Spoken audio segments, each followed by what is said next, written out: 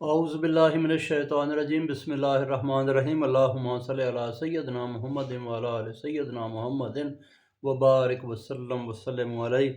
اچھا جی، پارہ نمبر 7، اور اس میں آگے ہم دیکھتے ہیں کہ کیا بیان ہے۔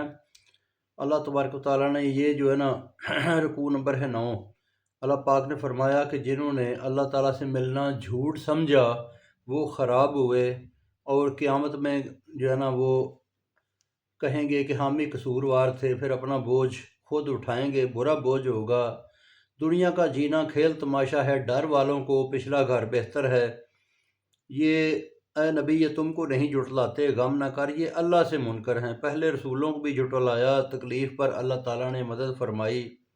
اللہ تعالیٰ کی باتیں بدلنے والا کوئی نہیں، کچھ رسولوں کا احوال تجھ کو پہنچا دیا، اگر ان سے غفلت بھاری ہے تو استطاعت کے مطابق زمینی سرنگ یا آسمان کی سیڑھی سے، کہتے ہیں کہ یہ آسمانی سیڑھی سے نشانی لا۔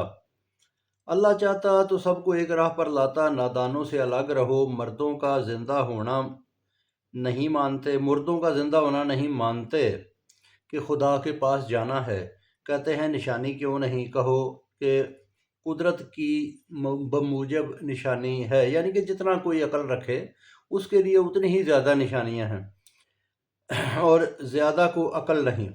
تمام چرند پرند بھی تمہاری مانند قومیں ہیں، ہر چیز اللہ نے لکھ دی ہے، اللہ پاس اکٹھے ہونا ہے۔ جھٹلانے والے گونگے، اندھے، گونگے، بہرے ہیں۔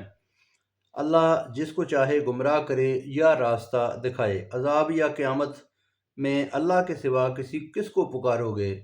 سچ کیا ہے، اسی کو پکارتے ہیں، پھر عذاب دور ہوتا ہے، اور وہ اپنی چاہت پر عذاب دور کرتا ہے، پھر شریک اس دم یاد نہیں آتے۔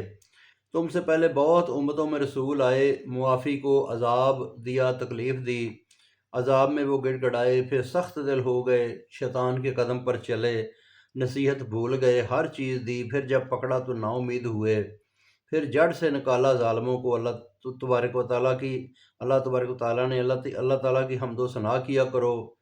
مثلاً کہو، مثلاً آنکھ، کان، اگر اللہ لے لے اور تمہارے دلوں پر مہر لگا دے تو کون ہے یہ چیزیں یہ تم کو واپس کرے؟ تو پھر بھی نہیں مانتے۔ کہو اگر بے خبری میں عذاب آ جائے تو کون مرے؟ صرف ظالم مرے۔ رسول خوشی اور ڈر سنانے کو آتے ہیں، ماننے والے کو خوف نہیں، جھٹلانے والے کو عذاب ہوگا۔ کہو میں خزانوں کی ملکیت کا دعویٰ نہیں کرتا، نہ علم غائب کا، نہ فرشتہ ہونے کا، میں وحی کی اتباع کرتا ہوں۔ کیا اندھا اور دیکھتا برابر ہیں؟ تم کیوں غور نہیں کرتے؟ قرآن سے قیامت میں اکٹھے ہونا بتاؤ کہ کوئی قیامت والے دن کوئی حمایتی اور شفاعت کرنے والا نہیں ہوگا، شاید بچتے رہیں۔ ماننے والوں کو نہ ہٹا، ہر کسی کا اپنا حساب ہے، دور ہٹائے تو یہ بے انصافی ہے۔ اب اسی طرح آزمائش کی گئی، کہتے رہے کہ یہی افضل ہیں۔ کیا خدا کو شاکرین معلوم نہیں؟ اللہ تعالیٰ جانتا ہے کون شکر کرنے والا ہے۔ مومن جب آئیں تو سلام کہو رب نے تم پر مہربانی فرمائی، برائی کے بعد سنوار پکڑے تو اللہ بخشنے والا مہربان ہے۔ کھول کر بیان کرنے کا مقصد گنہ گاروں کی راہیں کھول کر دکھانا ہے جو کہ اللہ تعالیٰ کو ناپسند ہیں۔ کہو مجھے اللہ تعالیٰ کی بندگی کا حکم ہوا ہے، تمہاری راہ چلنے والا سیدھی راہ پر نہیں۔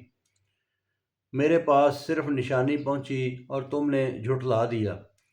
حکم صرف اللہ تعالیٰ کا ہے، اگر نہ مانو تو میرے اور تمہارے درمیان یہ کام ختم۔